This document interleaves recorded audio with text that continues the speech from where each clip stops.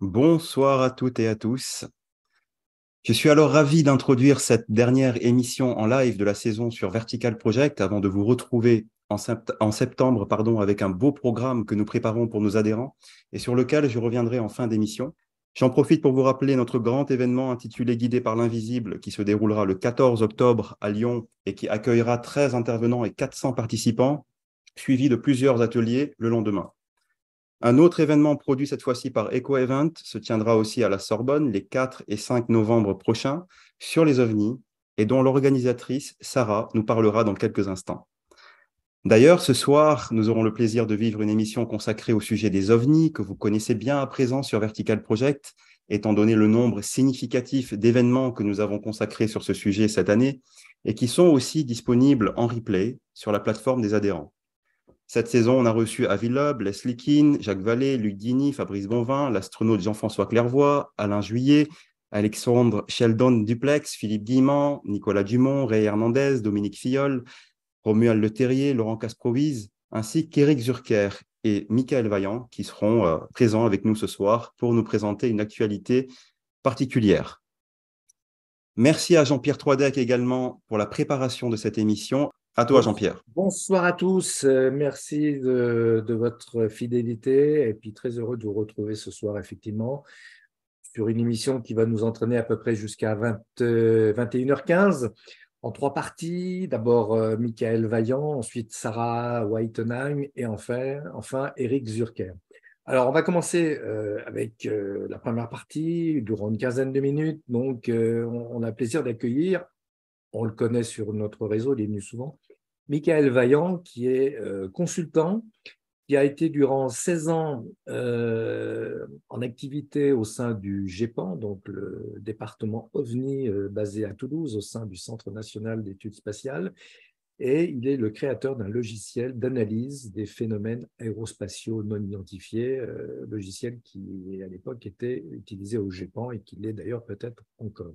Mais ce soir, on a le plaisir de recevoir Michael pour qu'il nous parle d'un scoop, une première mondiale. Il vient de lancer un site d'information tout à fait révolutionnaire sur les ovnis qui s'appelle UAP Check. Alors UAP, c'est l'acronyme, anciennement on disait UFO en anglais, maintenant on dit UAP, Unidentified Aerial Phenomenon, donc phénomène aérien non identifié.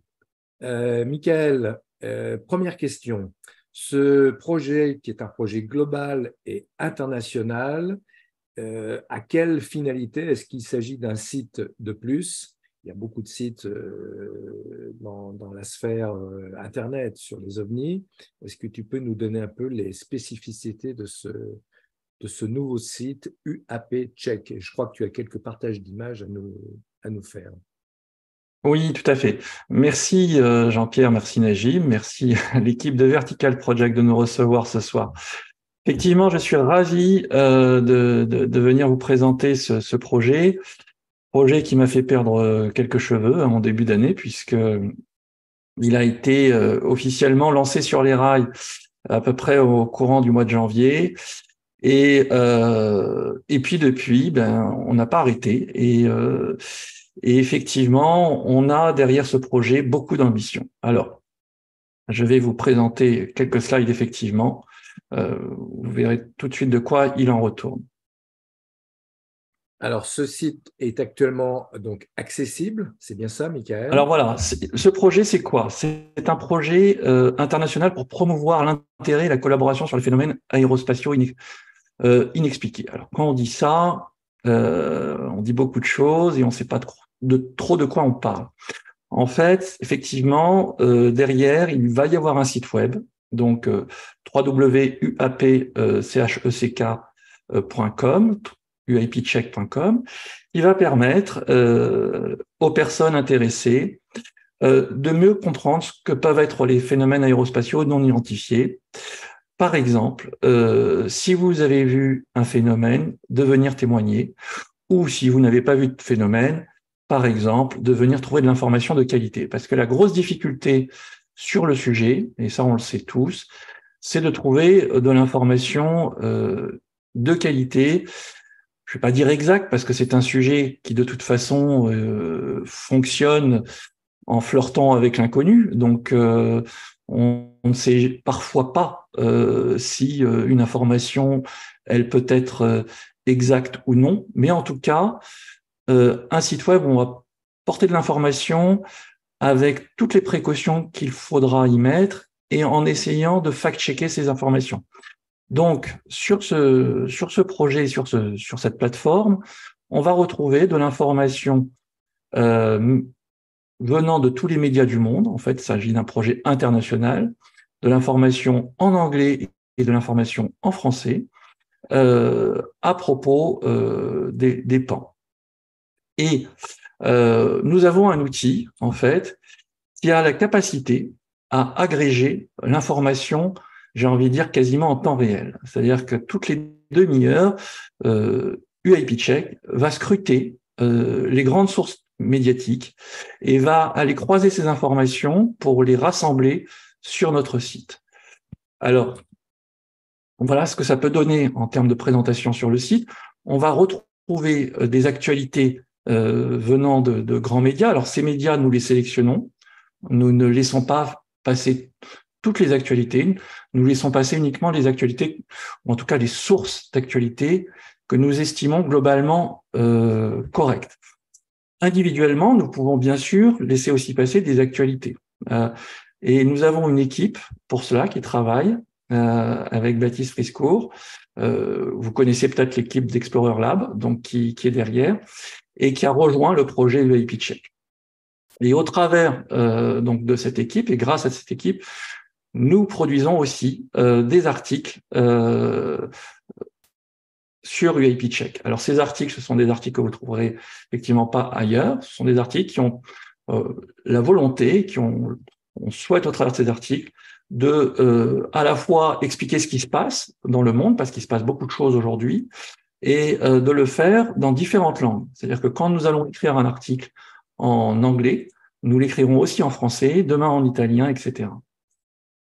Alors, Michael, est-ce qu'on peut parler de business intelligence ou d'intelligence artificielle? Est-ce que tu peux un peu nous expliquer? Parce qu'on a l'impression que ce système qui a l'air fantastique, on se demande d'ailleurs comment il n'a pas été inventé avant, va un peu travailler en autonome, si j'ai bien compris. Est-ce que tu peux un peu préciser ça? Exactement. Alors, il y a une partie qui effectivement fonctionne en autonome, c'est la partie d'agrégation.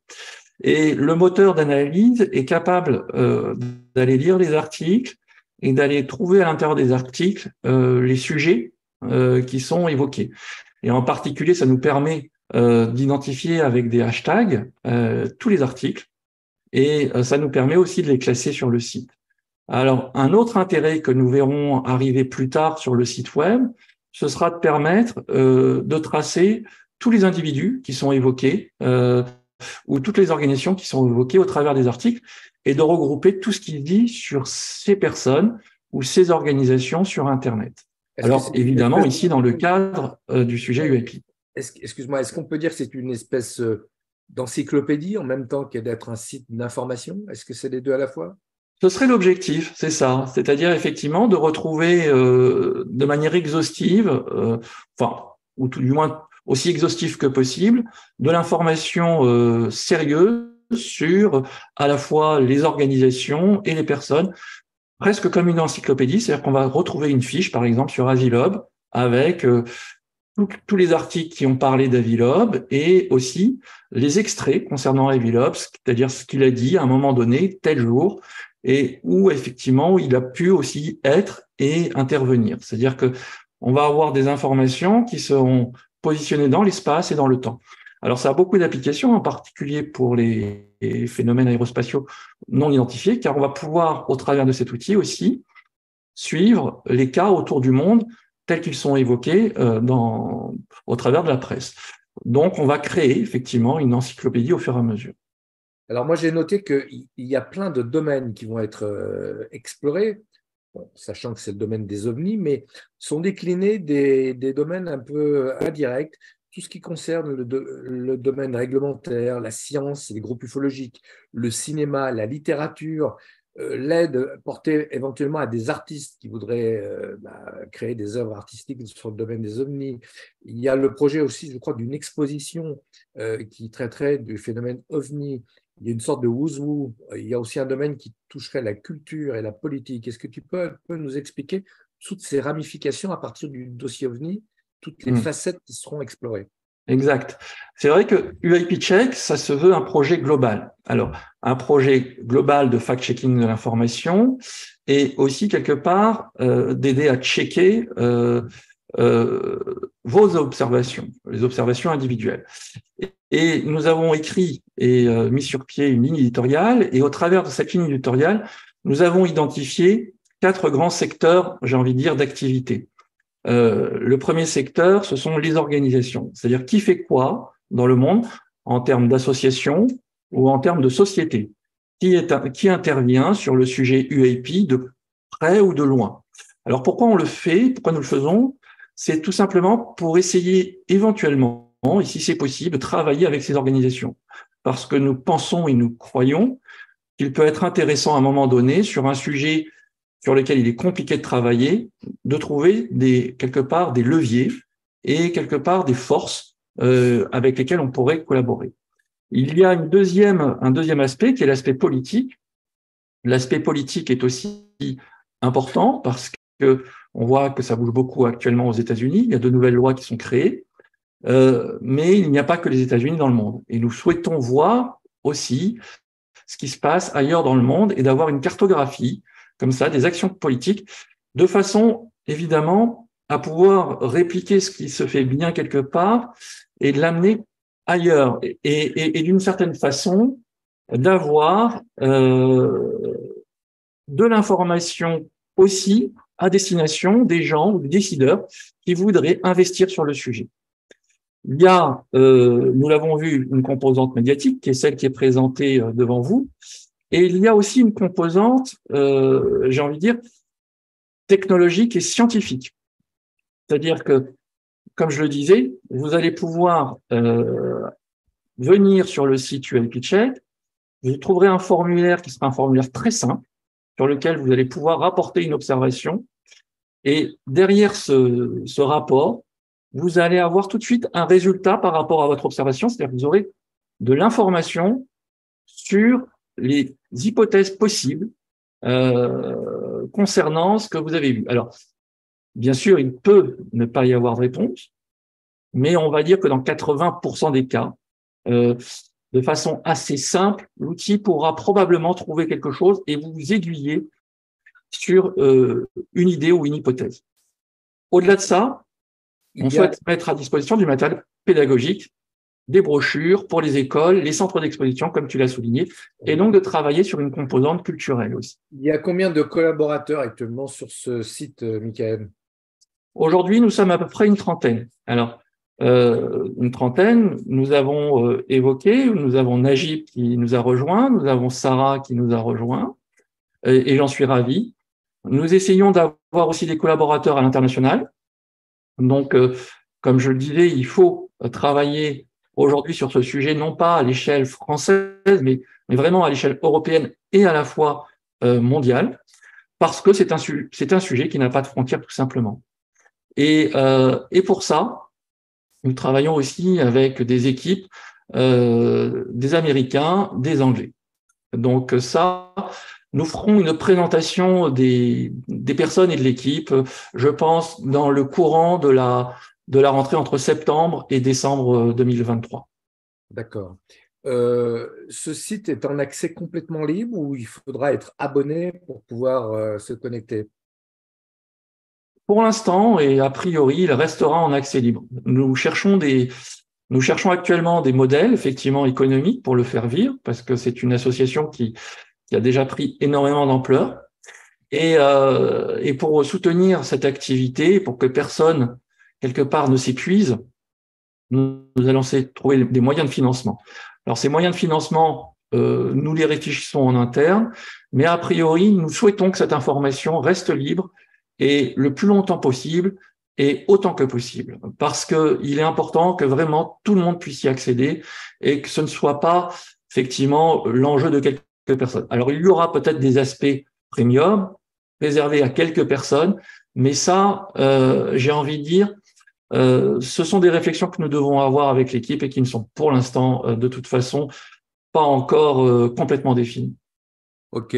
Michael, est-ce que tu as déjà repéré des choses? Est-ce que ce système, comme il est un peu piloté par de l'intelligence artificielle, est-ce qu'il y a des informations qui avant étaient complètement, on va dire, cachées des radars médiatiques qui déjà apparaîtraient avec ce système?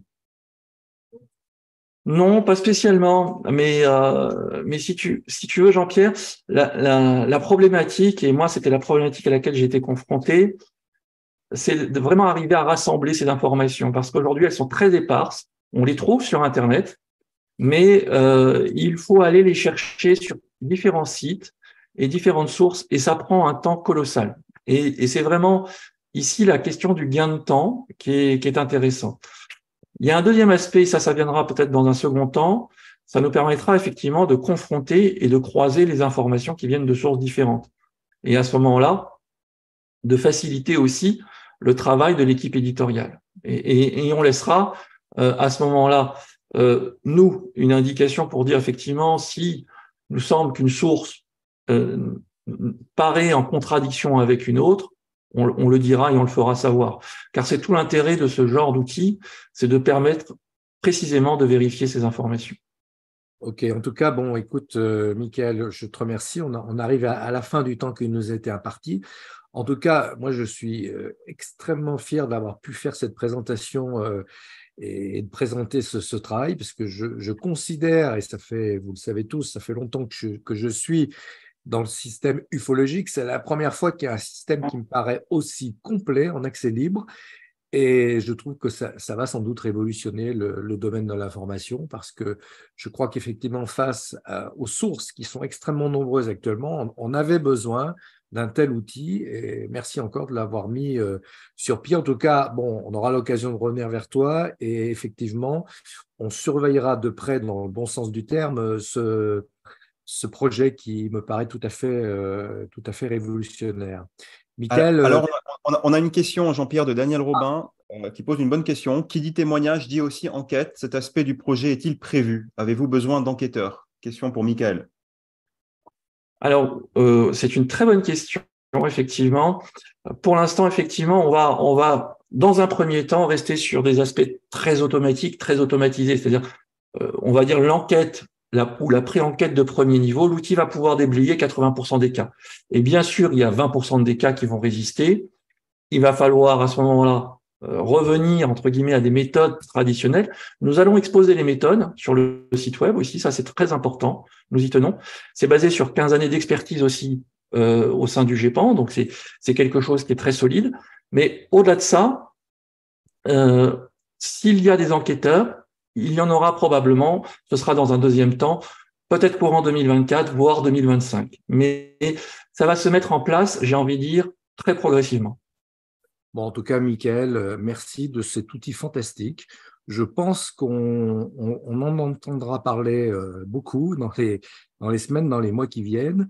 Et alors, ça me permet d'ailleurs de faire la transition, parce que maintenant, nous recevons Sarah Whitenheim. Et effectivement, Sarah est l'organisatrice au mois de novembre prochain, le 4 et le 5 novembre 2023, au sein de la Sorbonne à Paris.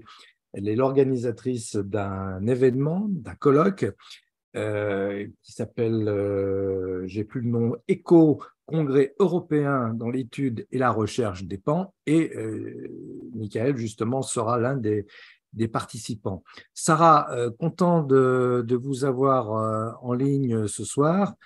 L'idée de ce colloque, comment est-elle venue? Est-ce que c'est un colloque de plus? Parce qu'il y a eu ces dernières années quand même un certain nombre d'événements. En quoi ce colloque ECHO, Congrès européen dans l'étude et la recherche des PAN, se différencie de ce qu'on a pu déjà rencontrer dans le passé? Alors bonsoir et merci en tout cas pour l'invitation. Merci à toute l'équipe de Vertical Project, Najib et vous-même, Jean-Pierre Troidec.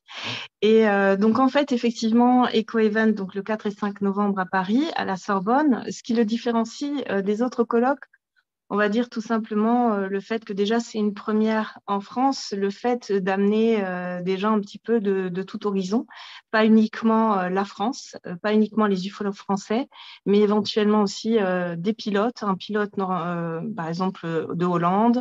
On a aussi donc Christopher Mellon qui est un ancien secrétaire adjoint à la Défense, qui soutient en fait la divulgation actuelle, qui est un réel soutien politique pour les lanceurs d'alerte actuellement.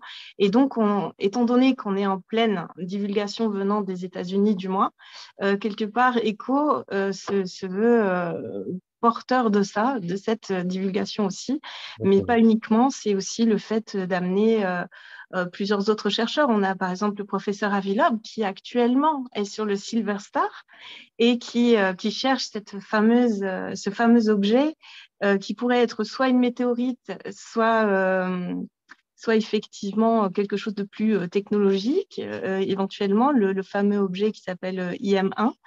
Et donc voilà, ils vont apporter des éléments de réponse, très certainement, avec tout ce qui se passe à l'heure actuelle. Très bien. Alors, moi, j'aimerais bien, je vais lire la liste. J'ai la fiche sous les yeux, on l'a vu à l'écran. Donc, on a Christopher Mellon, qui représente les autorités américaines. On a Avi Loeb, on a Jacques Vallée, bien évidemment. On a Philippe Guillemant, Éric Zurker, qui suit dans cette émission. On a Jacques Krien, qui est un pilote. On a Christian Van Hels, on a Fabrice Bonvin, on a Michael Vaillant, on a Luc Dini de la commission Sigma. On a Dominique Filleul, qu'on a déjà reçu ici, qui est un cinéaste et qui présente durant votre colloque les premières minutes de son film qui s'appelle Valençol. Enfin bon, on a ici un panel complètement, j'allais dire, presque surréaliste, en fait, de tous ces invités. Et je trouve que c'est une formidable expérience. Alors vous-même, à titre personnel, le sujet des ovnis, ça représente quoi pour vous? C'est très important. Déjà, j'ai vécu des choses moi-même dans mon enfance, mais aussi j'ai été moi-même témoin en 2003 avec une amie. Oui. Et donc, j'ai partagé ce témoignage d'ailleurs sur Inexploré TV et dans Lumière dans la nuit, le magazine Lumière dans la nuit de Jean-Louis Lagneau. Et effectivement, c'est une expérience qui m'a profondément marquée. Et à partir de là, je me suis posé de réelles questions sur le sujet puisque je n'ai pas trouvé de réponse. Et justement, c'est grâce aux auteurs, aux ufologues, à des gens comme Éric Zurcher que vous allez recevoir tout à l'heure, à des gens tels que Fabrice Bonvin, tels que Philippe Guillemant, tels que Christopher Mellon, Avi Loeb, Jacques Vallée, Christian Van Hirsch, tous nos conférenciers, en fin de compte, vont apporter des éléments de réponse et m'ont apporté des éléments de réponse, moi, en tant que témoin, en ayant pu discuter avec eux. J'ai eu cette chance et vraiment, je les en remercie. Voilà. Alors, et je pense que c'est ce qu'on a envie de partager avec ECHO, que le public puisse justement les rencontrer. Alors, le choix de la Sorbonne, est-ce que c'est volontaire pour attirer l'attention, pour dire, bon, on fait un colloque dans le cadre d'une université prestigieuse? Quelle est l'explication pour avoir choisi ce lieu? On a choisi ce lieu parce qu'on veut démocratiser le sujet, en fin de compte, c'est-à-dire faire en sorte qu'il soit pris plus au sérieux par la masse publique, par le grand public tout simplement, et par les mainstream. Et on s'est dit que l'université était justement le mieux placé pour pouvoir représenter cette démocratisation du sujet. D'accord. Alors, comment va se dérouler ce colloque? Il se déroule sur 2 jours, il y aura des tables rondes, des conférences, des projections. Expliquez-nous un peu le contexte. Alors effectivement, tout simplement, il va y avoir donc les intervenants ils vont faire des conférences de 45 minutes avec à chaque fois 15 minutes de questions-réponses. Ensuite, c'est vrai qu'il y a une table ronde, mais c'est vrai qu'entre-temps, il y a des pauses qui vont être faites où on va pouvoir retrouver certains des conférenciers dans le hall. Donc, le public va pouvoir aussi converser avec eux, échanger avec eux. Et ensuite, c'est vrai que bon, il y a une pause déjeuner où chacun ira déjeuner, etc. Mais ensuite, ils vont pouvoir se retrouver, discuter, échanger avec eux. C'est surtout le but, c'est les rencontres. Les buts d'un événement, c'est ça généralement. Hein. Et alors, le nom ECHO, c'est le nom d'une structure que vous avez créée? Est-ce que ça signifie quelque chose ou c'est juste pour attirer l'attention, pour être un peu original? Expliquez-nous. ECHO, déjà, c'est la représentation d'un radar, tel que vous pouvez le voir sur le symbole. Donc, c'est le fameux radar aussi qui correspond au fameux Tic-Tac et donc la vidéo qui avait été filmée par la US Navy et qui ont été divulguées récemment. Et c'est vrai que ECHO, c'est aussi pour faire écho, mais c'est afin de pouvoir partager dans le monde entier, puisqu'on est tous concernés par cette histoire, par ce sujet. Et c'est la raison pour laquelle on a choisi ECHO, oui. Alors, est-ce qu'en 2023, c'est facile de monter un événement de cette nature? Comment est-ce que c'est perçu dans le milieu médiatique ou dans le milieu ufologique même? Est-ce que c'est simple de monter un événement comme ça aujourd'hui, de 2 jours à Paris et au sein de la Sorbonne? Alors, rien n'est simple à partir du moment où vous montez un événement. De toute façon, on rencontre toujours des difficultés. Effectivement, c'est pas l'année, en fait, ça peut être n'importe quelle année, on aura toujours des difficultés auxquelles on sera confronté. Donc là, c'est vrai qu'on a dû choisir le mois de novembre. On aurait peut-être privilégié plus tôt, mais il y a la Coupe du Monde du rugby au mois d'octobre. On a été confronté à beaucoup de... Voilà, il y a des hôtels, ils étaient absolument pas libres, tout était surbooké, les imprimeries aussi, etc. Donc, c'est vrai qu'on se retrouve face à beaucoup de difficultés. Maintenant, en soi, ça fait plus d'1 an qu'on travaille sur cet événement. Donc, on avait vraiment mis tout en place bien en amont. Et c'est vrai que c'est un travail de longue haleine, effectivement. Et la seule difficulté qu'on rencontre à l'heure actuelle, c'est peut-être, c'est vrai que l'aspect financier ressort souvent, malheureusement, mais c'est vrai aussi que, c'est-à-dire qu'on n'a pas obtenu de subvention de la ville de Paris, donc c'est vraiment des fonds privés. On avance tout. Et effectivement, la vente des billets ne fera que rembourser finalement les fonds avancés. D'accord. Bon, en tout cas, moi, je souhaite que cette émission de ce soir, au travers des abonnés de Vertical Project, rencontre un vif sujet, un vif succès. Moi, j'aime bien sur votre dossier de presse, il y a une phrase de Carl Sagan: chaque étoile peut être un soleil pour quelqu'un. Pourquoi avoir choisi cette phrase de Carl Sagan? Mais parce que c'est le cas. C'est le cas. Il peut y avoir des milliers d'habitations dans l'univers, étant donné les milliards et les milliards de la galaxie qui existent et de soleils. Très bien. Bon, Sarah, écoutez, on vous remercie. En tout cas, on reviendra vers vous. On ne vous perdra pas de vue. Vous resterez dans notre écran radar, si je puis dire. Et forcément, on vous souhaite vraiment tout le succès. En tout cas, Vertical Project s'associe à cette manifestation en souhaitant que le public sera présent, effectivement un public spécialisé, mais aussi le grand public, parce que vu le nombre d'invités qu'on voit encore là sur l'affiche, je pense qu'effectivement, il y en aura pour tous les goûts et vraiment pour toutes les approches et toutes les hypothèses que chacun peut défendre. Et là, on voit sur cette autre affiche, ça va nous permettre de faire la transition, on a notre ami Éric Zurker, donc, qui fait partie de vos invités et qui présentera donc une conférence pan et méta-langage, donc tout à fait passionnant. En tout cas, vraiment un franc succès. Et puis, on ne sera jamais très loin derrière vous, donc pas de souci. On vous souhaite le meilleur succès. Merci, Sarah. Merci beaucoup. Merci. Bon, donc maintenant, je suis heureux d'accueillir à nouveau mon ami Éric Zurker. On se connaît depuis, j'ose pas dire le nombre de décennies, mais on se connaît depuis très, très longtemps. Éric, bonsoir à toi. Je rappelle en quelques mots, tu es historien, écrivain et ufologue. Alors, je rappelle, je crois qu'on a quelques images en régie. Au niveau ouvrage, bon, tu as été quand même quelqu'un qui a été précurseur sur le sujet des apparitions d'humanoïdes.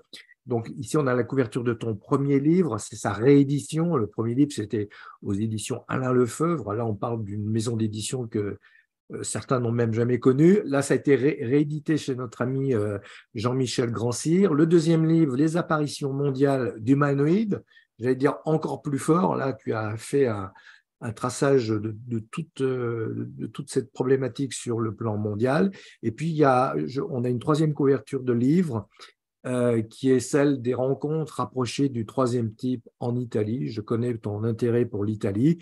Donc voilà, ça reste tout à fait passionnant. Alors, Éric, moi, ce que je viens d'apprendre, c'est que tu m'as fait une confidence. Tu prépares un nouveau livre, 4e, qui s'appellera « Les manifestations OVNI et la 8e clé ». Alors, le livre, est prévu pour sortir courant 2023. Je pense qu'il est même programmé pour pouvoir sortir en même temps que le colloque de Sarah Echo. Le livre sera publié chez JMG. Alors, ce livre, qu'est-ce que c'est? Tu as des nouveaux cas, tu abordes le sujet sous un angle différent. Est-ce que tu peux nous donner quelques explications sur ce contenu? Oui, oui, volontiers. Est-ce que tu m'entends bien d'abord? Oui, oui, on t'entend bien. Bon. Pas de souci. Oui, alors dans ce livre, il y a effectivement de nouveaux cas. J'ai tenté de faire en sorte de pouvoir mettre en avant des cas peu connus ou pas connus du tout. Bon, comme je suis moi un peu connu, beaucoup de choses me reviennent. C'est comme ça, c'est la règle du jeu. Pas mal de choses me reviennent et j'essaie de les mettre en forme. Donc, oui, il y a des cas. Je fais des dessins, comme tu le sais, presque pas systématiquement, mais j'en fais quand ça me paraît important. Et puis, tous ces cas dont je vais parler, c'est pas simplement des cas, c'est pas un catalogue. Hein. Oui. J'interprète ça. Tu sais que je fais de la recherche depuis presque un demi-siècle sur ce sujet. Oui. Bon, je suis parvenu à certaines conclusions. Enfin, je n'aime pas trop ce terme. C'est pas des conclusions ou c'est pas des théories. C'est simplement l'explication la plus logique, la plus plausible de certaines choses qu'on a sous les yeux depuis très longtemps et qu'on ne comprend pas parce que c'est d'un niveau, pour nous, d'absurdité très élevé. Et moi, suite à mes discussions avec Aimé Michel en 77 et 78, il avait été très clair sur ce point-là. Je vais répéter une de ses phrases. Hein. Nous devons nous attendre à des cas, à des récits, donc, au plus haut niveau d'étrangeté, d'accord, donc d'absurdité. Ce qui veut dire que pour lui, il interprète l'absurdité d'une manière bien particulière, d'une manière dynamique, et dans sa vision que je connais bien, hein, de toute façon, tous ceux qui l'ont lu savent, c'est parce qu'il a une vision évolutive de cette histoire. Voilà. Alors, je rappelle juste une parenthèse. Bon, Aimé Michel, pour ceux qui auraient oublié, c'est un des précurseurs de l'ufologie. L'un de ses livres les plus connus, c'est Mystérieux objets célestes, qu'il a publié à la fin des années 50. Donc, effectivement, Aimé Michel est vraiment quelqu'un à lire. Eric a eu la chance de le rencontrer. J'ai aussi côtoyé sur la fin de sa vie Aimé Michel dans le sud de la France. Effectivement, c'était une sorte de penseur, de philosophe, bon, qui avait enquêté, mais qui pouvait produire des réflexions très, très élaborées sur le sujet des ovnis. À l'époque, on parlait des mystérieux objets célestes. Alors, ce que tu m'as dit, Eric, c'est que ce livre, donc, tu t'es basé aussi sur des réflexions que tu avais eues avec Aimé Michel, mais que dedans, tu développes des hypothèses à la fois endogènes et exogènes. Peux-tu un peu nous décrypter cette approche des deux types d'hypothèses sur les ovnis? Oui. Alors, je ne me fonde pas sur des approches ou exogènes ou endogènes. Personnellement, je suis très, très classique, en fait, contrairement à ce que beaucoup croient. Donc, je continue de fonctionner sur une hypothèse exogène, comme on appelle ça aujourd'hui. Voilà. Mais, en suivant cela l'exemple d'Aimé Michel, je veille scrupuleusement à ce que ça ne devienne pas une doxa, c'est-à-dire une théorie refermée sur elle-même et exclusive de tout le reste. Et je note, parce que je connais l'histoire évidemment, un historien regarde toujours les choses sur le long terme, hein, sur la profondeur historique. Je note que depuis les années 70, il y a deux grandes familles en ufologie. Une famille qui marche sur le thème exogène et qui est ultra majoritaire, hein, c'est vrai, il n'y a aucun doute là-dessus, tout simplement parce que c'est spontanément logique. Voilà. Mais il y a une famille qui pense en termes endogènes, ce qui veut dire que c'est l'humain à son insu qui produirait ce genre de choses-là, en liaison avec probablement une ontologie de l'univers qui est très différente de celle qui est de notre niveau actuellement. Et je connais beaucoup de ces gens qui sont extrêmement brillants, hein, il ne faut jamais l'oublier, ils ont un niveau de diplôme à faire pâlir n'importe qui. Et donc, leur réflexion m'a toujours intéressé, même si je ne partage pas cette vision endogène, hein, ça n'a rien à voir, parce que leur réflexion est intéressante, tout simplement, ils peuvent nous apporter beaucoup. Donc, le livre, justement, est fondé sur une approche exogène, mais de certaines choses que l'on n'est pas arrivé à intégrer et interpréter d'une façon exogène depuis 50, 60 ans. Voilà. Alors, pour être clair, exogène, donc ce serait une origine extraterrestre. Au sens large, hein, Au oui. sens le plus large. Oui. Et endogène, alors là, on arrive dans un domaine peut-être plus lié à la conscience ou à des phénomènes un peu plus subtils, c'est ça? Plus subtil, certainement. La conscience fait partie, quelle que soit votre hypothèse favorite, elle est présente dans les deux cas. Il n'y a pas moyen de l'éviter. D'ailleurs, c'est aussi une parole d'Aimé Michel, hein, puisque en ufologie, pour moi, le b.a.-ba, tout commence avec la définition que donne Aimé Michel de ce phénomène. Et quand c'est le meilleur penseur que l'on ait jamais eu qui parle, il faut écouter. Donc, il parle, je répète ces propos, hein, donc, nous nous trouvons face à une hyperphysique qui se manifeste ponctuellement dans notre environnement. Bon, mais il suffit de 2 doigts de réflexion pour comprendre qu'une hyperphysique ne peut être que le produit d'aboutissement de l'hyperintelligence qui l'a mise au point. En fait, l'une est consubstantielle à l'autre, on ne peut pas les séparer. Donc, faut-il s'étonner de trouver des aspects ou une dimension conscientielle dans le phénomène OVNI? Mais Michel m'avait dit, non seulement il ne faut pas s'en étonner, mais c'est le contraire qui serait étonnant. Et c'est justement ce que l'on observe. Alors, je crois qu'Aimé Michel avait aussi dit, enfin, c'est une citation que j'ai retrouvée, une seule vérité, c'est celle qui remonte du terrain par rapport aux ovnis. Exact. Voilà. Exact. Parce que j'ai été le voir pour lui poser la question, justement. Parce que découlant de tout ça, Aimé Michel part du principe que si cette intelligence a 1 million d'années d'avance sur nous, et elle pourrait avoir beaucoup plus d'ailleurs, je cite encore une fois sa phrase, hein, on ne peut pas comprendre l'OVNI tout simplement parce qu'on n'est pas capable de le penser. C'est impossible pour nous. Et encore plus une interaction de cette intelligence avec nous. Donc, à partir de là, j'ai été le voir pour lui poser une question très simple. Est-ce que ça vaut encore le coup de faire de la recherche? Et alors, qu'est-ce qu'il t'a répondu?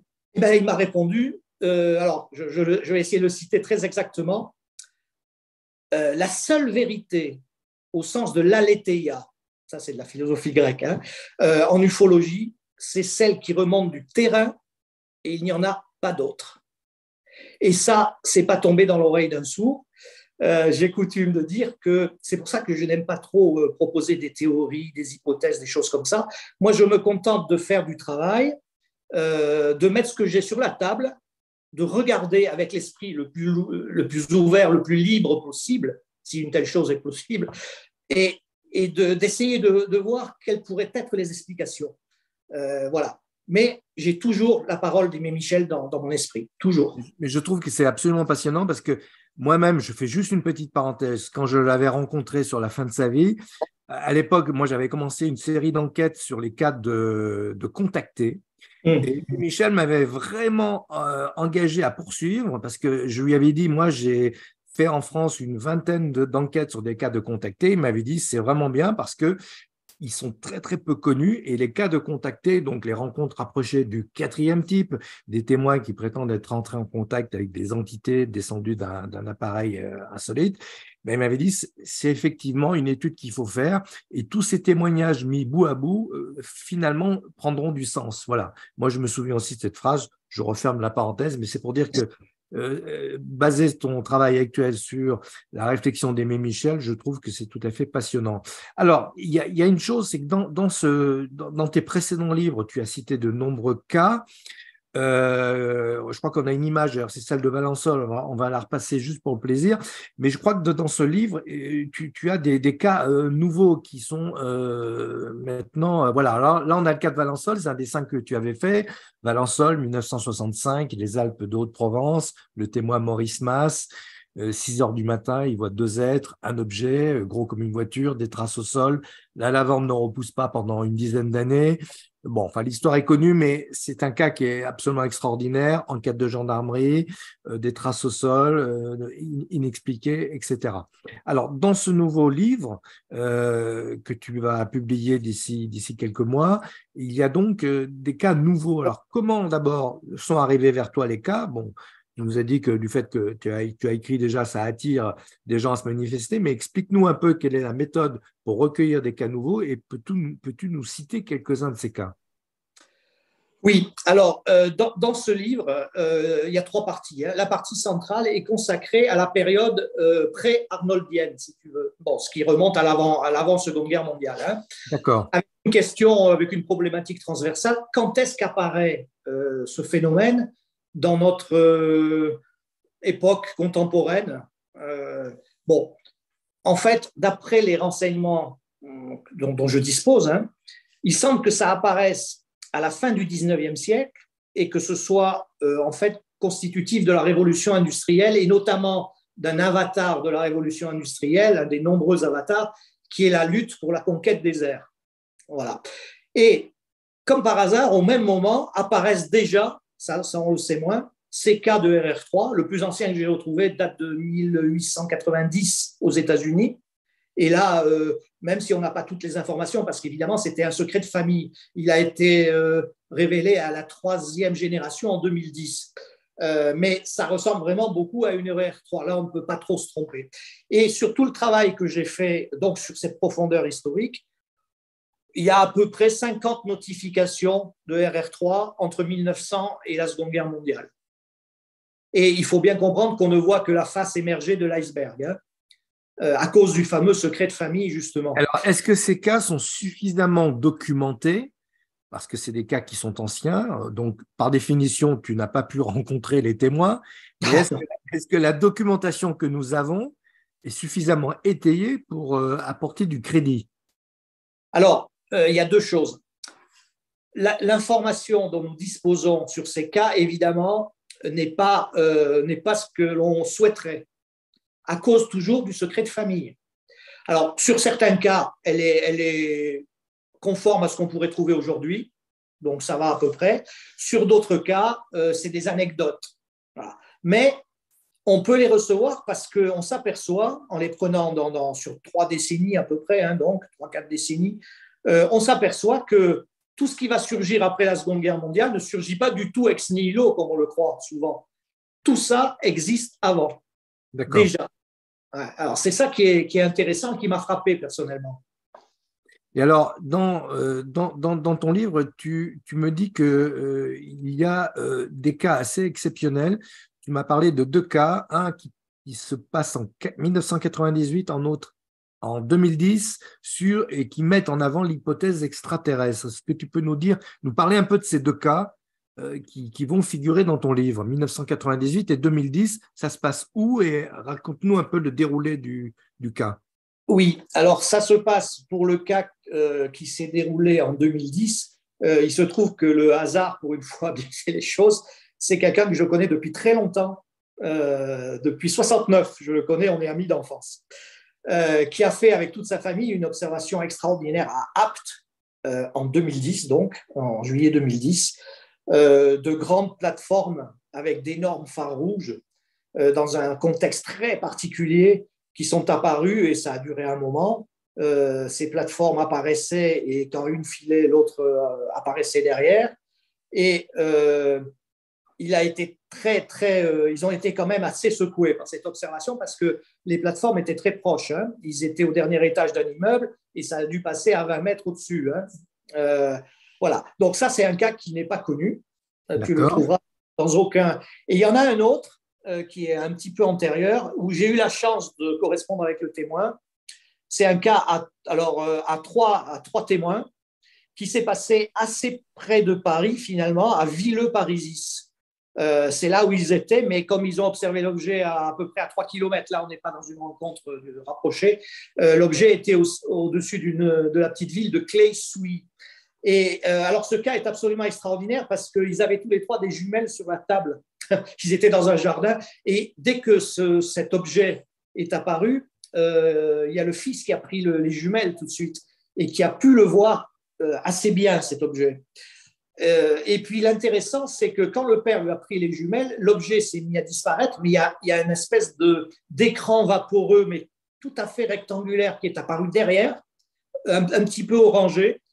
Et l'appareil s'est déplacé à une vitesse absolument inimaginable dedans et a disparu dans le centre. D'accord. Donc, sur le plan de la physique, le cas est intéressant parce qu'il vient nous dire, comme des centaines, des milliers d'autres cas, quelque chose qu'on n'est pas prêt à entendre aujourd'hui encore. Hein. C'est que l'OVNI apparaît et disparaît dans notre environnement et qui ne vient pas de l'espace profond comme on le croit. Alors, selon toi, est-ce que c'est intéressant de continuer à documenter et à accumuler des cas, ou est-ce qu'à un moment donné, on va arriver à une butée et ça n'aboutira plus? Est-ce que donc il y a un intérêt à publier des nouveaux cas et à faire des enquêtes éventuellement sur des nouveaux cas? Ah ben, c'est un intérêt de premier plan, surtout pour les rencontres rapprochées, pour une raison simple. C'est que d'abord, les rencontres rapprochées sont les principaux vecteurs d'information. Ça c'est le premier point. Et puis le deuxième point, c'est que, enfin, moi, je les considère en tout cas comme un élément essentiel de l'interférence de cette intelligence avec nous. Même si nous n'avons pas l'initiative, bien entendu, c'est elle qui l'a, mais ce sont des éléments essentiels de l'interférence. Donc, il faut faire très attention à l'information que portent ces rencontres rapprochées. Voilà. Et ça, je n'en démordrai jamais. Et alors, est-ce que les rencontres rapprochées sont moins nombreuses depuis quelques décennies? Parce que c'est vrai que quand on recherche dans les archives, dans les annales, on remonte un petit peu dans le passé, enfin quelques décennies en arrière. Est-ce que ces cas continuent de se produire ou est-ce qu'on n'en parle plus? Quelle est l'explication qu'on peut mettre devant ce qui pourrait apparaître comme une sorte de rareté un peu des cas aujourd'hui en 2023? Oui, tu as tout à fait raison de souligner cette question qui est très difficile. Hein. Alors, les statistiques au niveau mondial montrent effectivement une décrue. Elle a commencé dans les années 90, tout doucement, à bas bruit. Et dans les années 2000-2020, on est arrivé à quelque chose qui était vraiment pas terrible sur le plan quantitatif. Hein. Voilà. Donc, j'ai longtemps pensé que c'était un mécanisme c'était une phase qui se terminait, si tu veux. Mais plus je vais et plus je me rends compte, parce qu'on me téléphone beaucoup quand même, et je me rends compte qu'il y a des témoins qui continuent de voir des choses, mais qu'ils ne veulent absolument pas en parler. Donc, je nuancerai quand même un petit peu ça. Et quand tu as donné une explication, eh bien, c'est ce dont s'était aperçu Aimé Michel au milieu de la décennie 70-80. Il disait, compte tenu des appareils photo en circulation dans le monde, on devrait, en termes de probabilité, avoir beaucoup de choses. Aujourd'hui, cette donnée a été multipliée par des milliards avec les iPhones. Et on a toujours eu des choses, mais pas grand-chose et pas grand-chose de très convaincant quand même. Donc, je vois là peut-être la coïncidence me paraît un peu grosse quand même. Alors, est-ce que ce phénomène est un phénomène un peu élusif? C'est-à-dire, dès qu'on s'approche, le phénomène se recule et qu'on n'arrive jamais à cerner les… Bien entendu. Il est totalement élusif. Alors ça fait partie des choses que l'on sait depuis presque 50 ans maintenant, mais qui n'ont toujours pas infusé. Hein. Tu sais, souvent, ce qu'on a sous le nez, on ne le voit pas. C'est comme ça. Alors, il y a l'ufologie française dans la décennie 70-80, à partir de 75, disons, découvre un certain nombre de caractéristiques de ce phénomène. Parmi ces caractéristiques, tu as un drôle de duo qui est l'intentionnalité. Alors, il faudrait 1 heure pour expliquer comment on l'a découvert, qu'est-ce que c'est et quelles sont les conséquences, mais qui est toujours c'est comme les deux faces d'une pièce, si tu veux. Le phénomène se produit intentionnellement dans les rencontres rapprochées, je précise bien, et fuit systématiquement dès que la représentation est faite. D'accord. Donc ça, il suffit… Alors, ça n'a pas encore infusé réellement, je l'ai dit, mais je dis toujours la même chose. Il suffit de faire l'effort de rassembler 200-300 cas de RR3 ou de rencontres rapprochées simplement et de les lire dans la foulée et il n'y aura plus de discussion. Alors, une question. Ouais. Dans le colloque ECHO, donc, qui se passe, on a dit, le 4 et le 5 novembre 2023 à Paris, organisé par Sarah qui est avec nous ce soir, le titre de ta conférence, c'est « Pan et métalangage ». Est-ce que tu peux nous décrypter ce que ça veut dire? Alors, il faut comprendre qu'à partir du moment où il y a intentionnalité, et on sait depuis 50 ans qu'il y a intentionnalité dans les rencontres rapprochées, nécessairement, il y a des conséquences derrière. D'abord, ces cas ne se produisent pas au hasard, premièrement. Deuxièmement, les témoins, même s'ils en ont l'impression, ne tombent pas non plus par hasard sur ces cas comme une pièce rapportée qui passait par là et puis la chance a fait ou la malchance ont fait que non. Et puis, il y a une troisième conséquence, c'est que quand il y a une intentionnalité quelque part, c'est qu'il y a un mobile. Quel est ce mobile? C'est ça la véritable problématique. Or, c'est pour ça qu'il faut regarder très précisément l'information qui est véhiculée par ces cas. Et c'est pour ça que je parle de métalangage. Ça fait 20 ans à peu près que je travaille de manière assez intensive là-dessus. Et effectivement, je pense que très souvent, on n'est pas face à ce qu'on croit, mais ça, évidemment, ça va un petit peu secouer. On est face à un système de représentation qui nous passe des informations. Et c'est pour ça que je parle de métalangage. OK. Donc, bon, merci de cette explication parce qu'effectivement, quand on prend un peu le déroulé, le scénario, on va dire, de ce que les témoins ont raconté sur des décennies, le cas de Valençol est un cas typique. On a des êtres qui paraissent exogènes, qui viennent ramasser visiblement des bouts de lavande, des morceaux de lavande. Et puis, il y a d'autres cas comme ça où les ufonautes, les personnages sortis de ces ovnis, semblent s'intéresser à des choses sur le sol. Mais est-ce que tout ceci est cohérent? Est-ce que ce n'est pas un peu une image simpliste, un peu comme une bande dessinée? Enfin, on a l'impression que le scénario, si c'était un scénario écrit par un cinéaste, il serait assez plat. Alors, comment est-ce qu'on explique un peu la banalité de ce que les témoins nous décrivent, tout en ayant beaucoup de mystère? Est-ce que toi, au travers de tes recherches, tu as réussi à trouver un fil conducteur? Oui. Alors, lequel? Alors, comment est-ce que j'ai trouvé ce fil conducteur? En faisant quelque chose que personne n'avait fait. Alors, il faut savoir, en termes de recherche, quand tu prends un cas de rencontre rapprochée du troisième type, mais n'importe quel cas de rencontre rapprochée, tu le divises, c'est de l'information linéaire, si tu veux, que tu divises toujours en trois. Un, la manière dont ça commence, auquel personne ne fait jamais attention, pose la question, comment commence Valençol? Et tu auras des surprises. Deux, la partie centrale qu'on appelle la séquence, celle qui va rester dans les mémoires en principe. Et la dernière partie, c'est la façon dont ça se termine et qui concerne les modalités de l'élusivité. Or, il y a quelque chose d'extraordinaire, c'est que personne ne s'est jamais livré à une typologie des séquences. Alors, je sais que c'est une de tes spécialités. Oui. C'est le moment de nous en parler. Voilà. Alors, si tu poses la question dans le milieu ufologique, on va te dire tout de suite, ce sont des explorateurs extraterrestres, peu importe, qui viennent s'intéresser à notre faune, à notre flore, et effectivement. Bon, donc il y a l'idée sous-jacente que la séquence première, c'est ce qu'on appelle la collecte ou la cueillette. Bien que je fasse une différence entre les deux, mais bon, en fait, c'est plus compliqué que ça. Eh bien, une typologie des séquences te montre que c'est absolument pas le cas, que la collecte arrive uniquement en troisième position. D'accord. En seconde position, tu as ce qu'on pourrait qualifier comme séquence de séquence intrusive, où les témoins sont très fortement impliqués et qui concernent très souvent des chasseurs. C'est pour ça que je m'intéresse beaucoup aux cas avec des chasseurs, personnellement. Et puis, quelle est la première séquence? Alors, ça, c'est extraordinaire. Eh bien, avec plus de 35%, ce sont les effets vitrines. Alors, les effets vitrines, qu'est-ce que c'est? Alors, les effets vitrines, ce sont des cas beaucoup plus absurdes en apparence et qui apparaissent très, très tôt parce que j'en ai trouvé 15 ou 20 pour la période de l'entre-deux-guerres.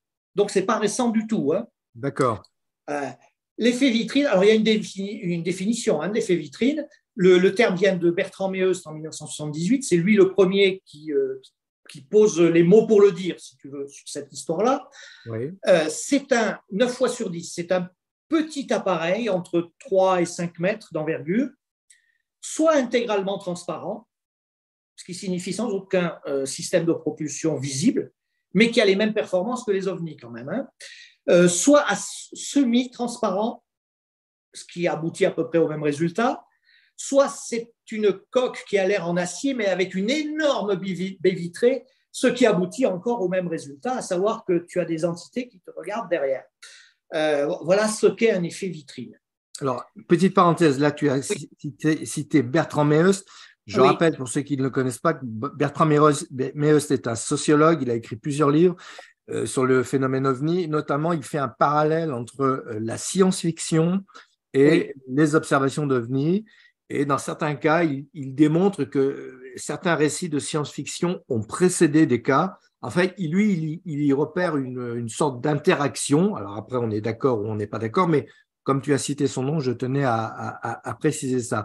Sur les effets vitrines, je dois dire que, en ce qui me concerne, moi, j'ai fait une enquête il y a de cela quelques décennies sur un cas de contacté, le cas de Pierre Monet, qui lui raconte qu'à un moment donné, il rentre dans le vaisseau, qui est un gigantesque disque, une vingtaine de mètres. Il est à quelques mètres au-dessus du sol. Ça se passe la nuit dans la région d'Orange, dans le Vaucluse. Il est 1h du matin. Et à l'intérieur, il y a une espèce de sphère, mais qui est totalement transparente et il n'y a aucun mécanisme. Et les êtres disent, enfin, lui transmettent l'information que c'est à partir de cette sphère transparente que le système fonctionne. Bon, à partir de là, on ne comprend rien.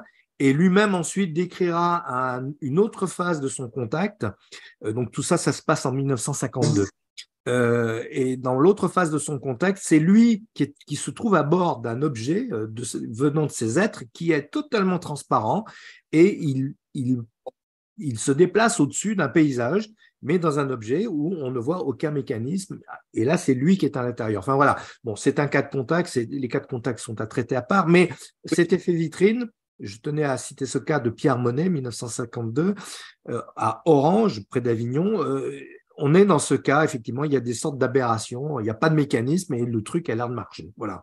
Oui, oui. Alors, la première enquête, le hasard a fait que mon parcours a croisé cette histoire-là, puisque la première enquête un peu sérieuse que je fais en 1975, c'est sur un effet vitrine avec 3 témoins, dont un policier quand même, qui s'était déroulé en plein jour et sur une place où il y avait du monde, à Beau-Soleil en juillet 1951.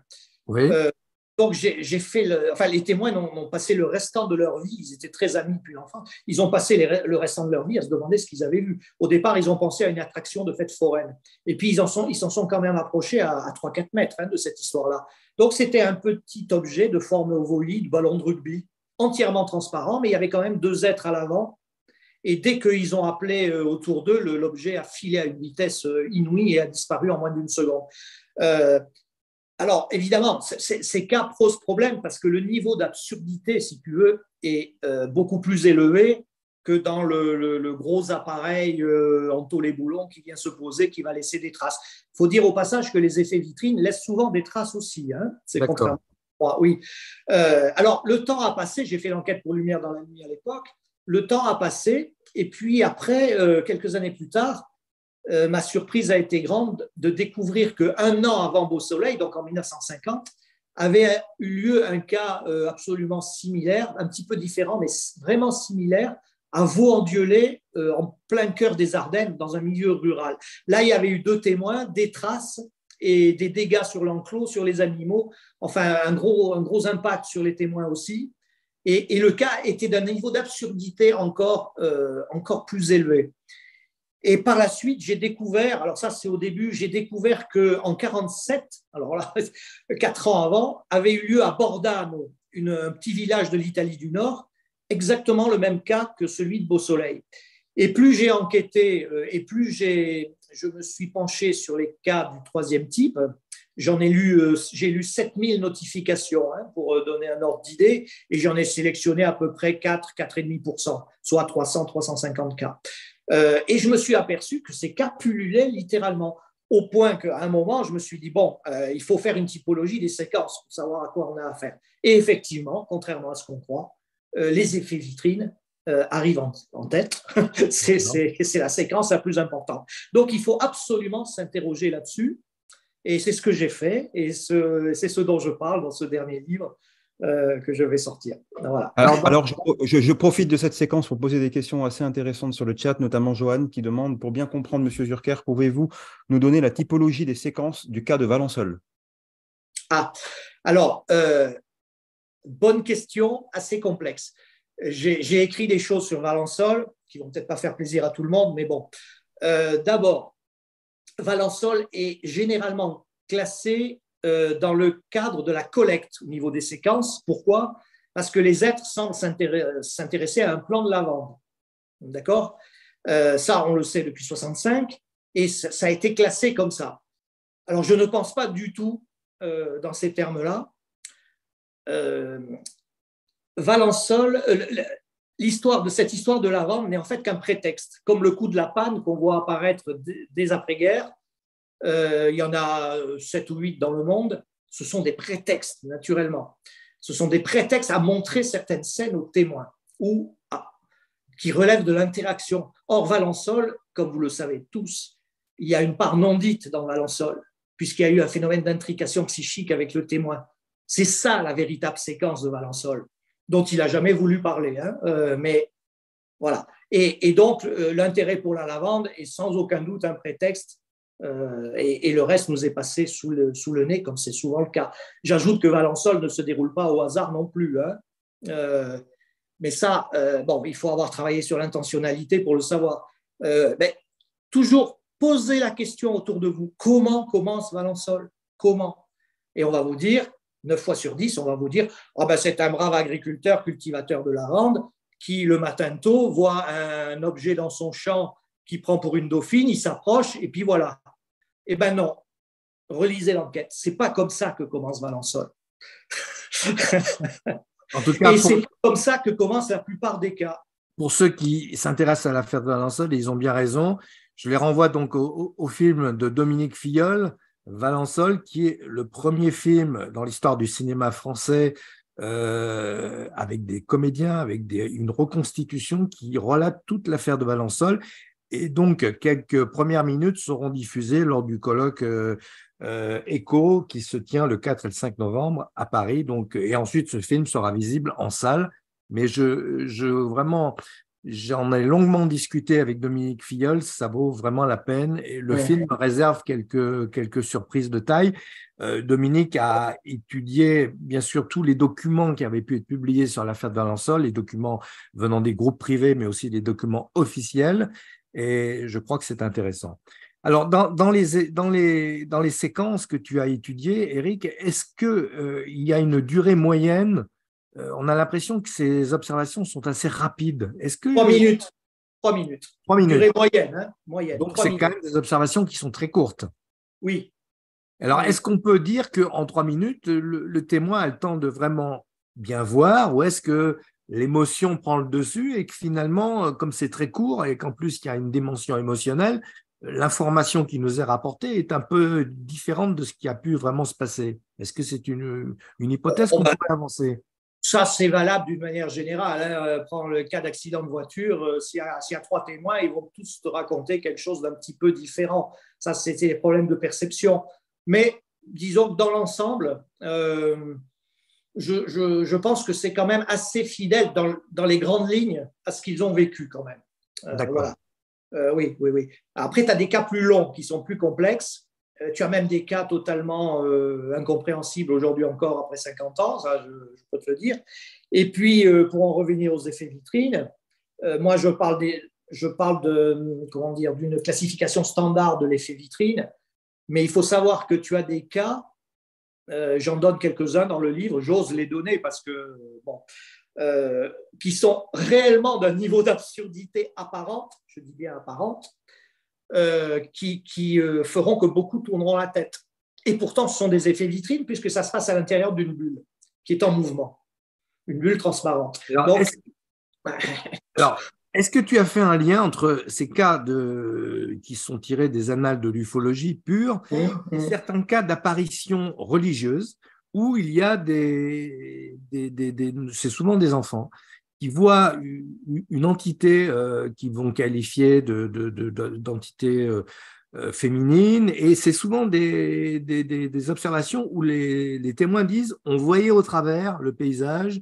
Voilà. Est-ce que tu fais un lien entre certaines observations à caractère religieux, il y en a quand même beaucoup, là aussi il y a des spécialistes de la question et dans le monde, et certaines observations de rencontres rapprochées OVNI? Est-ce qu'il y a un lien ou est-ce que c'est juste une vue de l'esprit? Une vue de l'esprit, certainement pas. Un lien, il peut y en avoir un, bien sûr, mais il y a le problème du cadre cognitif qui rentre en jeu. Par exemple, pendant l'entre-deux-guerres, de nombreux cas vont se produire et les personnes confrontées à ça ne sont pas dans le cadre cognitif. On n'est pas dans le même contexte qu'aujourd'hui ou après la Seconde Guerre mondiale. Donc, ils vont interpréter, parce que tu es bien obligé d'essayer de donner un sens à minima à ce que tu ne comprends pas, à ce qui t'est arrivé.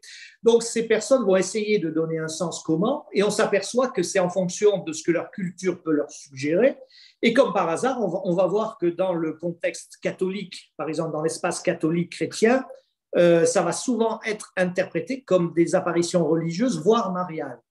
Tandis que plus tu montes vers le nord et la Scandinavie, et plus ça va être interprété en termes de folklore, mais de folklore local aussi, tu vois. Donc, tout ceci brouille évidemment les repères. J'ajoute que j'ai travaillé, de manière un peu décalée, avec mon ami Henri Julien de l'ADEPS à l'époque, sur un cas qu'il avait trouvé, qui remonte à 1931, où un chauffeur de car a vu, il pleuvait, il a vu la pluie s'arrêter et s'ouvrir, et un être descendre. Et il y avait une espèce de nuage gris au-dessus. Et cet être, effectivement, était avec une espèce pas une combinaison, mais une espèce de robe blanche avec une ceinture. Il a bien vu son visage qui était totalement hiératique. Et lui, il a interprété immédiatement comme une apparition mariale. Et d'ailleurs, il est devenu catholique pratiquant après ce coup-là. Or, à un moment, l'être est remonté à toute vitesse dans le nuage, qui était vraiment très lisse et qui a fichu le camp à toute vitesse et qui a été observé sur Nice. Donc, bien malin qui aujourd'hui peut dire si ce cas est réellement un cas de RR3 lié aux ovnis ou un cas d'apparition mariale. Moi, j'en suis pas capable en tout cas de le dire, parce que tu as à peu près 50% d'éléments dans les deux camps. Tu vois, c'est des cas qui sont vraiment sur le fil du rasoir, quoi. Il y a des choses comme ça, c'est vrai. Alors, est-ce qu'il y a des cas de rencontres rapprochées qui ont été enquêtés par les autorités et par la gendarmerie en particulier, le cas de Valençol mis à part? Oh ben, il y en a plein. Le deuxième cas français peut-être le plus connu, c'est celui qu'on appelle le cas des babas Michelin à La Réunion. Bon, donc ça, il se déroule le 31 juillet 1968. On connaît les faits. Un témoin se trouve dans une clairière en train de ramasser des herbes pour ses lapins. Et tout d'un coup, il observe un objet à 20 mètres de lui. En fait, ça ne s'est pas passé comme ça. Encore une fois, il faut reprendre l'enquête de gendarmerie pour savoir qu'il était courbé dans l'autre sens et que c'est un son particulier qui l'oblige à se relever, à se retourner. Et là, il voit l'appareil. La gendarmerie a été, pas le lendemain, mais elle a été quelques jours plus tard sur la zone et elle a trouvé 8 points de radioactivité sur le sol où était l'objet. Enfin, il ne s'est pas posé, hein, il était légèrement au-dessus du sol. Donc, de la radioactivité. Et le témoin, les vêtements du témoin, ainsi que son chapeau, étaient également contaminés. Je sais de sources sûres, parce que pour certaines raisons, qu'ils lui ont fait brûler. Hein. Ils lui ont fait brûler le chapeau et les vêtements. Voilà. Donc, c'est encore un cas qui est parfaitement enquêté par la gendarmerie. Je crois que Jean-Claude Bourret l'a récupéré et l'a mis dans un de ses livres, d'ailleurs. Et oui. Le cas de la plaine des Cafres est très, très, très connu. Mais il y en a d'autres. Hein. Le plus gros cas français, de mon point de vue, le cas de la Colle-sur-Loup en août 75, les gendarmes étaient là à 8 heures du matin, alors que le cas s'est déroulé pendant 2h30 toute la nuit, devant 6 témoins. Et là aussi, il y avait des traces de radioactivité. Aujourd'hui, le dossier de gendarmerie n'est plus accessible. Hein, il est classé sensible. Donc, voilà. Alors, ce que je voudrais préciser, c'est qu'effectivement, la gendarmerie s'est penchée sur ces questions. Parfois, ce sont les services de renseignement. Tout à l'heure, tu parlais de Henri Julien. On peut rappeler que lui-même a appartenu au monde du renseignement et qu'il a d'ailleurs été l'un des premiers enquêteurs sur l'affaire de Trans-en-Provence, qui n'est pas une rencontre du troisième type, mais qui est une rencontre du deuxième type, un objet vu à très faible distance, environ 1,80 m de diamètre, un disque, se pose, laisse des traces au sol, traces complètement inexpliquées avec des perturbations physico-chimiques. Et bon, voilà, on a ce Henri Julien qui, bon, aujourd'hui, malheureusement, n'est plus là, mais que j'ai bien connu aussi. Et Henri Julien, effectivement, a été le premier à intervenir sur cette affaire avant même que la gendarmerie, d'ailleurs, n'enquête sur le sujet. Donc, moralité, on voit que les autorités se sont déjà penchées très sérieusement sur toutes ces histoires. Le titre de ton livre, c'est « Les manifestations OVNI » et la 8e clé. Alors, c'est quoi la 8e clé sur ce livre à paraître? Alors, je vais vous dire quelque chose que tous les chercheurs, pour la plupart, savent, parce qu'ils ont tous constaté les mêmes choses. Ce phénomène repose sur une structure, on va l'appeler comme ça, sur une matrice ou une structure profonde qui est constituée de 8 caractéristiques. Alors, je pourrais vous définir très exactement ce que c'est qu'une caractéristique, c'est important. C'est quelque chose qui est récurrent sur le plan statistique, disons entre 60 et 100% de tous les cas, tout confondu. Voilà, c'est ça une caractéristique. Moi, j'appelle ça des bases, mais on peut l'appeler de bien des façons. Et la 8e caractéristique, c'est quelque chose qui n'a toujours pas infusé non plus dans le milieu. Hein. Ça, on la connaît depuis plus de 50 ans, mais il n'y a rien à faire. C'est la dimension spéculaire. Alors, terme qui vient de l'italien specchio, qui signifie miroir. C'est une dimension en miroir. En miroir de qui, de quoi? Eh bien, en miroir de nous. Parce que un des éléments essentiels dans l'interaction avec ce phénomène, c'est qu'il est capable de mimer certaines choses. Alors, il y a 3 niveaux de mimétisme, le plus connu étant celui des artefacts humains. Le phénomène est capable de mimer, alors il y a des cas, mais absolument extraordinaires, hein, comme le cas de 1990 à Fini, où toute une famille où arrivait de nuit un avion à 15 mètres au-dessus d'eux, un avion, un jet, hein, le père qui connaît très bien l'aéronautique reconnaît tout de suite un Mirage 4000, sauf qu'il avance à 3 km/h, que l'avant est tronqué et il y a un phare à la place, et à la place des 2 réacteurs derrière, il y a également 2 phares. Donc, il l'a observé sous tous les angles. Le père a même eu le temps de descendre à la maison, chercher une lampe, et il a éclairé le dessous tellement il était proche. Voilà. Ça, c'est un cas typique de mimétisme. Et évidemment, ça pose problème. Parce qu'un sceptique va te dire oh, c'est une confusion et puis il n'ira pas chercher plus loin. Mais comment tu interprètes ce cas? Eh bien, j'essaie de donner une réponse dans ce livre. Et je dis que la réponse pourrait rentrer parfaitement dans le cadre exogène. Bon, donc on attend avec impatience l'apparition de ce livre. J'avais sélectionné quelques images, on peut peut-être les passer, oui. Sur lequel… Non, alors ça, c'est la chronique littéraire, c'est juste avant. Voilà. C'était des images composites où bon, ça, ce sont des dessins que tu as fait à partir de cas. Très rapidement, il y a des choses à dire ou pas? Enfin, on les a Alors, déjà… oui, ce sont des effets vitrines qui pullulent hein, littéralement et voilà. Encore aujourd'hui, contrairement à ce qu'on croit. Dans les quelques dernières années, là, j'ai eu connaissance de 4 cas dont personne n'a jamais entendu parler. Les témoins ne veulent pas parler. Une femme m'a dit surtout ne parlez pas de ça, on va me prendre pour une folle. Donc, bon, vous voyez qu'ils sont tous totalement différents, oui. 4 protéiformes et respectés, et pourtant, ce sont tous exactement les mêmes. D'accord. Donc, des cas absolument extraordinaires. On avait une autre image, si on peut la passer. Voilà, là aussi. C'est pareil. Voilà, donc, alors, bon, tous ces cas, bien sûr, n'ont jamais reçu d'explication et restent encore à ce jour des cas tout à fait… Bien sûr que non, parce que tout simplement, il faut prendre un axiome par rapport à l'absurdité. C'est que le cognitif, c'est-à-dire l'information que tu reçois, modifie ta compréhension du sujet. Si quelqu'un t'explique tel cas, à sa façon, tu ne vas plus le voir de la même façon. Et on peut constater ce phénomène dans tous les niveaux de la vie, tous les jours. Hein. Voilà. Donc, ces cas, évidemment, la plupart du temps, sont rejetés, on tourne la tête, il y a des biais cognitifs parce qu'ils sont trop absurdes pour être intégrés. Et moi, je pense que c'est des éléments fondamentaux de l'interaction entre nous et ce phénomène, comme le prouve d'ailleurs le fait que dans la typologie des séquences, ils arrivent en tête. D'accord. Je crois qu'on a encore une image, il me semble, sauf erreur de mémoire de ma part. Voilà. Bon, là, c'était en particulier les humanoïdes. Alors, ils sont tous habillés très différemment.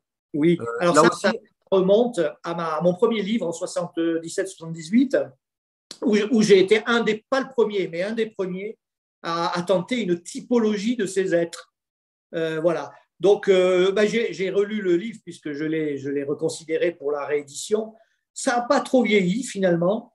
Et alors, je crois qu'on en est aujourd'hui à 12 typologies de mémoire dans le monde, mais tu te heurtes au cadre protéiforme sans arrêt.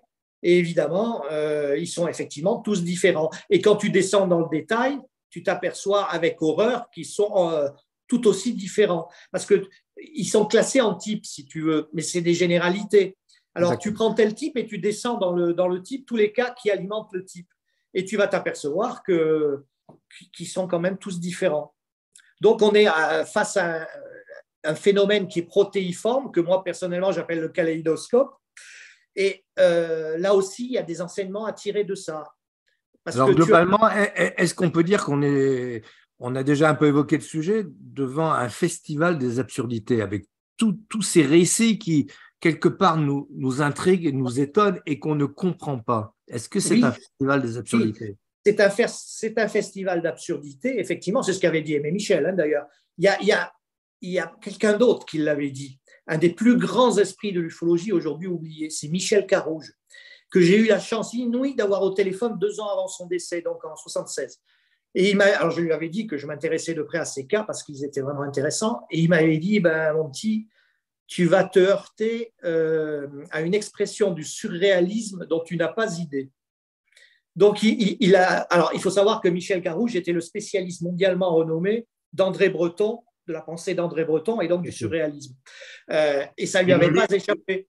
Et le livre de Michel Carrouge s'appelle « Apparition de Martiens ». C'est un livre qui n'a plus de prix aujourd'hui. On peut le trouver à l'occasion, mais il atteint une somme phénoménale. C'est un livre de référence à lire et j'ai aussi eu des contacts avec cet auteur à l'époque. Oui. Tu sais, tu vas à New York, dans certains milieux artistiques, tu parles de surréalisme, on te cite immédiatement Michel Carrouge et son livre de 51. En France, il est totalement oublié. Il a été totalement oublié. Et oui. On arrive vers la fin de Juste une chose, Jean-Pierre, j'aimerais clôturer cette séquence sur ce fameux triple camouflage dont on a parlé hier avec Eric en off. C'est très intéressant comme conversation. On aurait dû l'enregistrer d'ailleurs, cher Eric. On peut se rendre compte aujourd'hui que ce triple camouflage dont parlait Jacques Vallée dans le Collage invisible dans les années 70 est toujours à l'œuvre et qu'il bloque la reconnaissance de ce phénomène à travers notamment le découragement des témoins par le biais des diverses pressions sociales et de l'attitude systématique de dénégation des autorités publiques, de deux, par la propension des pouvoirs publics à imposer une explication normative, et de trois, le phénomène susciterait directement les conditions de sa non prise en compte et apparaîtrait parfois sous des formes volontairement trompeuses. Donc, on n'est pas prêt de prouver l'existence des ovnis, si je comprends bien. Et oui, ça fait partie de l'élusivité. Comme je dis souvent, l'intentionnalité attaque les parois en verre de notre bulle évolutive dans laquelle on est bien au chaud. Un jeu extrêmement dangereux pour nous, mais heureusement, l'élusivité nous protège. Voilà. Merci, Eric. Très bien, Eric, il nous reste à te remercier. En tout cas, pour ceux qui veulent te rencontrer, on va dire, en face à face, eh bien, rendez-vous au mois de novembre à Paris pour le congrès ECHO, le 4 et le 5 novembre. Je vous conseille parce qu'effectivement, il y aura plein d'intervenants de qualité, dont Eric Zurker que nous avions ce soir avec nous. Et je trouve que voilà, on a à nouveau l'affiche. Donc vraiment, ne ratez pas ce moment parce que ça fait longtemps quand même qu'il n'y a pas eu en France de colloque grand public. Ça fait quand même quelques années et je trouve que c'est donc l'initiative de Sarah est tout à fait, on va dire, remarquable dans le sens propre du terme. Et voilà, donc ça se passe à Paris, mais Paris est facilement accessible aujourd'hui, donc pas de souci, on sera présent au rendez-vous. Alors, je voudrais terminer cette soirée par une petite chronique sur les différentes, quelques parutions tout à fait intéressantes. 2 livres là qui sont parus chez JMG, donc l'éditeur de Eric d'ailleurs, mais c'est un hasard. On sait que la vague de 1954 est une vague d'ovnis particulièrement intéressante et très très riche puisqu'on a eu jusqu'à plusieurs dizaines de cas par jour recensés en France. Et donc, ces 2 auteurs, Jonathan Ginet et Annie Joignot, en 2 volumes, ont recensé donc l'intégralité de la vague 1954 au travers des coupures de presse. Et il y en a beaucoup. Donc, le premier s'appelle La vague de 1954 rapportée par la presse et le tome 2 s'appelle Le catalogue de la vague de 1954 rapporté par la presse. Le premier présente beaucoup de reproductions et le deuxième est une analyse et on voit comment la presse à l'époque a abordé le sujet. Alors, il y a eu à l'époque des canulars, mais il y a eu aussi des cas tout à fait sérieux, comme l'affaire de Carouble dans le nord de la France. Et ces deux auteurs, donc en l'espace de quelques 300 pages pour chaque bouquin, nous montrent exactement l'étendue de cette vague. Ensuite, il y a un autre, voilà, toujours chez le même éditeur, mais bon, on l'avait déjà dit, JMG Édition est quand même l'éditeur qui publie actuellement le plus de livres en France sur les ovnis. Encyclopédie mondiale du phénomène ovni, c'est en 2 tomes, ça fait 600 pages. Eh bien, le titre parle de lui-même, c'est une encyclopédie, donc je vous le recommande parce qu'il y a énormément de cas. C'est pas simplement un catalogue, il y a aussi des analyses et une certaine qualité dans l'iconographie, et je pense que ça vaut vraiment la peine d'être montré. Et puis je terminerai, alors là c'est plus un bouquin, je voudrais signaler 2 revues qui sortent régulièrement au kiosque. La première, alors là j'ai pas d'image pour les montrer peut-être en direct. La première c'est Inexpliqué, que je montre ici à l'image. Donc Inexpliqué, vous le trouvez en kiosque et ça sort tous les 2 mois. Je trouve que c'est une revue, alors, elle n'est pas très connue, mais elle gagne à être connue. À chaque fois, il y a des articles sur le sujet OVNI. Là, l'une des dernières grandes enquêtes publiées, c'était OVNI sont-ils pacifiques ou hostiles? Donc, Inexpliqué, je vous le recommande, c'est en vente. Et puis alors donc, ce qu'on peut annoncer dès ce soir, c'est qu'on se retrouvera au mois de septembre sur le sujet des OVNI avec effectivement un grand témoin, Jean-Claude Bourret, bon, que j'ai la chance de connaître depuis les années 80, à l'époque où il a démarré ses premiers livres sur le phénomène OVNI. Jean-Claude a publié une trentaine de livres, beaucoup sur les ovnis, et son dernier livre est absolument prodigieux, Les ovnis voyagent dans le temps. Là, on va dire qu'il se mouille véritablement, puisqu'il va nous expliquer des théories qui n'ont pas beaucoup été abordées jusqu'à maintenant, et il amène des faisceaux de présomption. Alors, Jean-Claude a écrit ce livre avec un autre auteur, Patrick Marquet, donc, mais c'est Jean-Claude que nous aurons en ligne. Alors, il reviendra un peu, on va dire, sur sa carrière ufologique, comment il a abordé le sujet à l'époque. À l'époque, il était correspondant à France Inter et il a voulu vérifier, c'est comme ça qu'il a fait sa première enquête, une observation, et il s'est engouffré dans la brèche. Et depuis, il n'a jamais lâché la bride, mais on va dire que ces dernières années, maintenant qu'il est dégagé de toute obligation professionnelle, ces dernières années, il a vraiment fait quelques révélations. Et dans ce livre, Les ovnis voyagent dans le temps, le 27 septembre à 20h sur le canal Vertical Project, eh bien, vous aurez droit à des révélations et on est très heureux par avance d'avoir Jean-Claude Bourret sur notre antenne. Voilà, Najib. Et n'oublions pas, bien évidemment, Jean-Pierre, de citer LDLN, qui a aussi besoin d'être soutenu. Oui, bien sûr. Lumière dans la nuit. Bien sûr. En priorité même, j'ai envie de dire. Parce que c'est un magazine qui a besoin de soutien et merci Jean-Louis d'être présent ce soir. Oui, donc, oui, je vous encourage à aller sur le site pour voilà. Et alors effectivement, Lumière dans la nuit. Et Nexus aussi. Et bon voilà, il y a beaucoup de magazines. Lumière dans la nuit, plus ancienne revue publiée en France sur les ovnis depuis le milieu des années 50. Et effectivement, bon, c'est une revue qui est toujours en dehors du circuit commercial, mais qui alors est une véritable mine d'informations pour l'ensemble des chercheurs. Il n'y a pas un ufologue qui n'ait pas utilisé une fois la référence Lumière dans la nuit. Et Sarah, tout à l'heure, que nous avions à l'antenne, nous a dit qu'elle-même, elle avait publié, un de ces cas avait été publié dans Lumière dans la nuit. Donc, effectivement, mais la prochaine fois, on présentera un visuel de Lumière dans la nuit. Effectivement, c'est à recommander, bien sûr. Et j'en profite aussi pour répondre à des questions, sauf si Sarah veut le faire. Tu as encore accès au micro. Comment s'inscrire pour le colloque de novembre à la Sorbonne? Est-ce encore trop tôt? C'est jamais trop tôt, j'ai envie de répondre, parce que en tant qu'organisateur d'événements, on organise aussi à Lyon un événement plus sur la conscience, qui est un autre sujet un peu qui est en lien avec les ovnis, mais plus autour de la résilience spirituelle. Donc, on sait à quel point c'est coûteux et qu'on a aussi besoin d'argent, les organisateurs, pour payer tout ça, parce qu'aujourd'hui, on vit dans un monde où on n'a plus la possibilité de payer des acomptes, etc. Les salles demandent beaucoup d'argent et il faut tout payer à l'avance. C'est plus comme avant le Covid où c'était beaucoup plus facile. Donc, je tiens aussi à associer Sarah à ce que je suis en train de vous dire. Parce que si un événement vous intéresse aujourd'hui, achetez-le, parce que vous soutenez aussi les organisateurs qui ont besoin de liquidités pour payer beaucoup de choses. Ça coûte des dizaines de milliers d'euros les événements. Ça ne se fait pas dans une tente ou près d'un bois. Ça coûte extrêmement cher. Hein, vous imaginez même pas tout ce que ça coûte. Voilà. Donc, Sarah, je te laisse répondre à la question de notre ami Christophe. Voilà. Oui, tout à fait. Donc, c'est vrai que c'est excessivement cher.